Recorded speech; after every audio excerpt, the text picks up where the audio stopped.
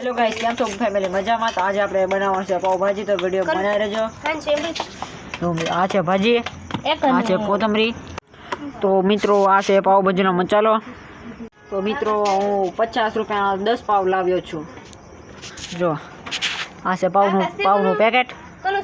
મિત્રો તો આ છે રીંગણાનો પેસ્ટ બની ગયો, તૈયાર થઈ ગયો છે. તો આ બધું નાખવાનું છે અંદર, મિક્સ કરવા છે. તો